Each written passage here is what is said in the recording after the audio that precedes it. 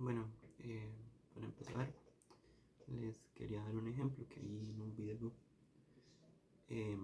Bueno, más o menos lo que decía este ejemplo es que supongamos que hay un padre con su hijo manejando, ¿verdad? En el carro. Y van ahí manejando, ¿verdad? Y en algún momento del recorrido hay un accidente. Y por este accidente, pues el padre fallece, se muere, ¿verdad? Y el niño queda sumamente herido. Entonces, como está tan grave, se lo llevan al hospital más cercano. Eh, una vez estando ahí, los médicos lo atienden y cuando lo están atendiendo, dicen entre ellos que no tienen como los suficientes recursos para poder atender a lo que le está pasando al niño, con toda la situación, ¿verdad? Entonces que no tienen como lo necesario ellos, que necesitan como un especialista en el tema y que en ese momento en el hospital no hay ninguno. Por esta razón ellos deciden llamar al hospital de niños, donde al parecer hay una eminencia en el tema, ¿verdad?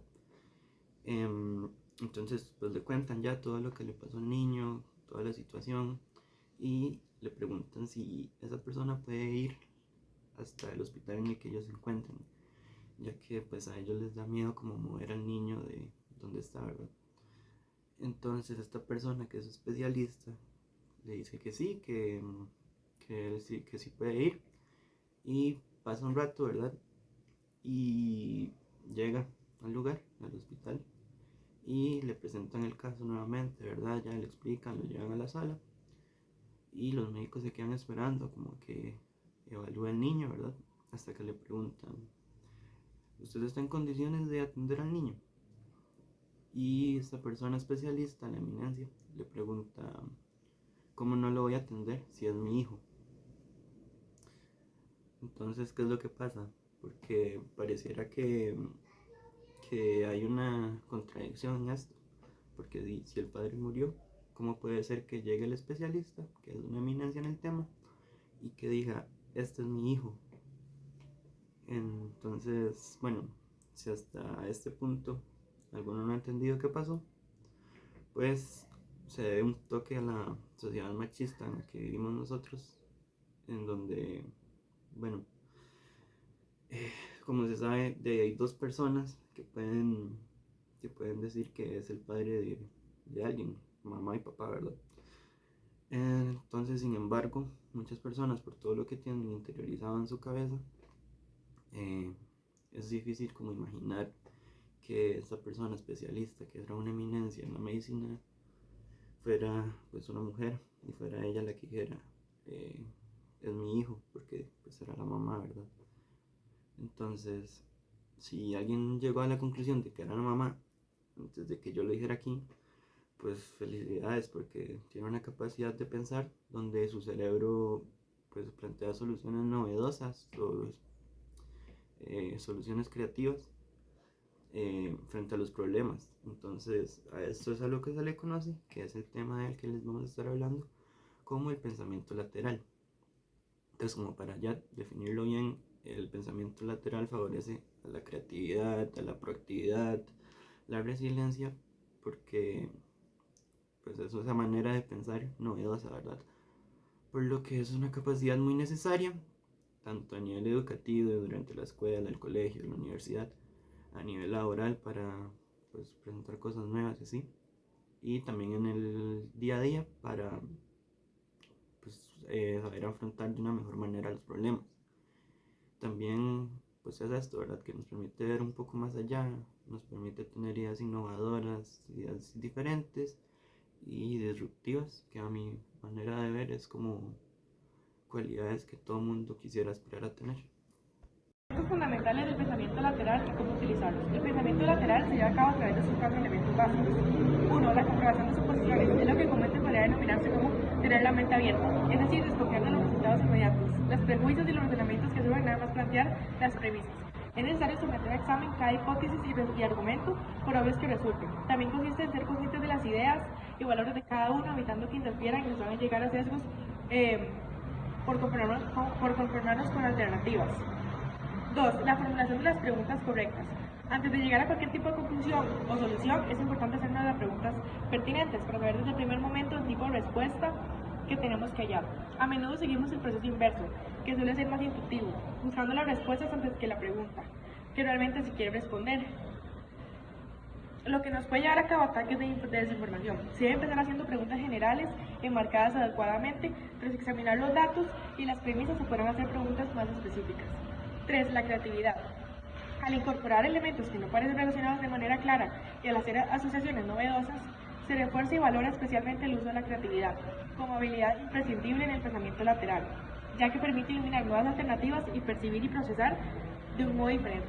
Ver los problemas siempre desde el mismo enfoque no permite cambiar de perspectiva y considerar otras alternativas, por lo que es necesario enfocar las cosas desde diferentes ángulos.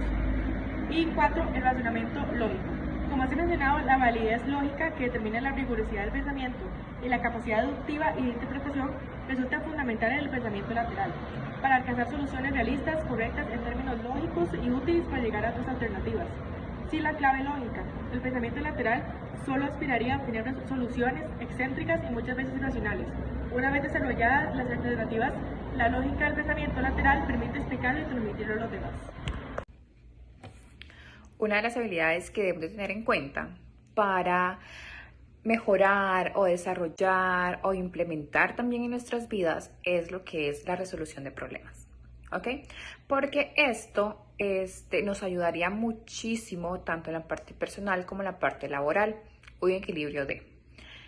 ¿Por qué? Porque hay muchas ocasiones o siempre se nos presentan muchas ocasiones de que nos quedamos en blanco, de que no sabemos qué hacer, de desesperación, por decirlo de alguna forma. Entonces no sabemos cómo empezar a lidiar con esto. ¿Ok? Doy un ejemplo. Por ejemplo, en la parte laboral, uno a veces se queda como en blanco, por decirlo así, cuando nos presentan un proyecto, que nos dicen, bueno, usted debe hacer un proyecto desde cero, tiene que empezarlo, tiene tal fecha, tiene esto, tiene el otro. Nada más. Entonces, ¿qué hacemos nosotros a veces? Nos quedamos en blanco. Siempre buscamos como que no sé cómo hacerlo, no sé por dónde empezar, es algo nuevo para mí, o sea, se sale mucho de la zona de confort de uno también, entonces uno está como no sé qué hacer. Entonces, acá es donde implementamos lo que es la habilidad de la resolución de problemas. ¿Qué tiene que ver esto con el tema? Que la resolución de problemas es más que todo con el pensamiento lateral. ¿Cómo podemos utilizar lo que es el pensamiento lateral en este caso? ¿Ok? Como había mencionado antes, tengo esa situación, me presentaron un proyecto X, no sé qué. ¿Cómo puedo implementar, cómo puedo resolver un problema con el pensamiento lateral? Ok, para esto se recomienda lo siguiente, lo que es enfocarse en el problema, en el proyecto que tiene. ¿Por qué sería un problema, verdad? Ok, no es un problema, nada más es un proyecto, bla, bla. Y encuentro posibles soluciones. Ok, nunca he empezado, mi problema es que nunca he empezado a hacer un proyecto desde cero. Ok, entonces, ¿cuál es mi posible solución? Voy a buscar cuál es el objetivo. Este proyecto, ¿para qué me funciona? Este proyecto, ¿a qué punto quiero llegar con este proyecto? ¿Okay? Hacerse como preguntas de manera constante sobre lo que se quiere lograr y por qué se quiere conseguir esto. ¿Ok? Este es como un ejemplo, por ejemplo, en la parte laboral. Me presentaron el proyecto, tengo eso. Ya tengo como esos 2 puntos de. Después, ¿qué hago? Ok,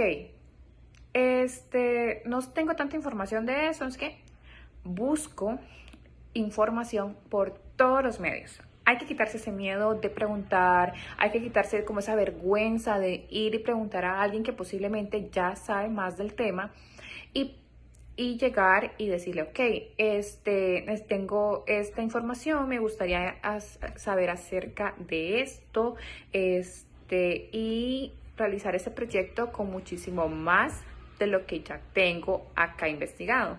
Entonces, ahí implementamos lo que es el pensamiento lateral también, que es como tener como esa iniciativa de preguntar a otros profesionales. sin importar el cargo, sin importar que si es manager, sin importar que sea o un cargo superior al que nosotros tenemos ya, sin importar nada, digamos. O puede ser el mismo cargo que nosotros tenemos, que tal vez esa persona ya haya tenido algún proyecto o alguna información acerca de eso, que haya trabajado con esto. Aparte de eso, ok, ya tengo varias información, ya tengo eso, ya tengo un poco más claro de lo que quiero. Okay. Como había dicho anteriormente, uno tiene que estar como en constantes preguntas. Uno tiene mucha información que le llega, pero también estar en constante pregunta. Ok, ya tengo esto. ¿Cómo me serviría para esto? ¿Cómo hago con esto? O sea, analizar también como los pros y los contras. Ahí estamos utilizando mucho lo que es el pensamiento lateral también. ¿Cómo podemos utilizar más el pensamiento lateral en esta ocasión también? Podemos utilizarla con la lluvia de ideas. La lluvia de ideas es súper importante porque así podemos tener como un poco más claro, aunque en el momento ustedes digan, no, pero una lluvia de ideas me trae más cosas, puede ser posibles problemas más adelante. Y es que, sí, pero tienes posibles soluciones también. Entonces, esa parte de la lluvia de ideas es súper importante, entonces, y la podemos clasificar. La podemos clasificar, ok, esto me puede servir, esto no me puede servir, puede ser que con esto llegue a un punto más claro, o puede ser que no, entonces la descarto. Entonces, vamos así. Entonces, vamos como analizando mucho la situación, la dividimos en partes, el proyecto y todo, para tener un poco más claro al final cómo podemos llegar a ese punto de finalización de tal proyecto que me asignaron. Este nada más fue como un pequeño ejemplo de cómo podemos implementarlo, el pensamiento lateral a una resolución de problemas. Entonces sería muy, muy, muy práctico lo que es ir como paso a paso, ir poco a poco implementando esto en nuestras vidas, como lo había hecho anteriormente, tanto en la parte personal como laboralmente.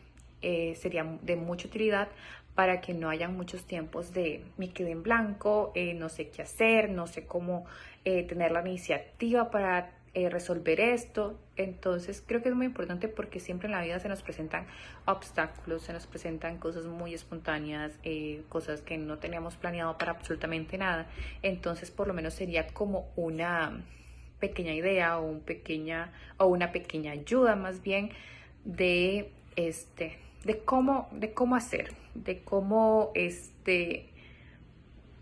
cómo poder resolver este problema o esa situación. ¿Cuáles son los riesgos del pensamiento lateral? El pensamiento lateral en el lugar de trabajo tienen varias dificultades porque puede resultar difícil a las personas a las personas que prefieren los métodos convencionales, porque esas personas temen al cambio o se sienten amenazadas por sus ideas. También puede resultar difícil evaluar la viabilidad, la eficiencia y el impacto de sus ideas, ya que es posible que no se ajusten a sus criterios, estándares o expectativas. Además existe el riesgo de perder el enfoque o el objetivo principal, ya que hay demasiadas opciones, así que es muy fácil descuidar el objetivo principal o descuidar los aspectos prácticos en su trabajo. Bueno, para finalizar, pues muchas gracias por prestar atención a nuestra presentación y les voy a dejar una pequeña infografía, como ya que no hicimos una presentación así en clase, les voy a dejar como una infografía para que puedan ver más o menos sobre todo lo que hablamos y igual si no se veían en el video se los voy a dejar en el link, supongo que en la descripción del video de YouTube. Y muchas gracias.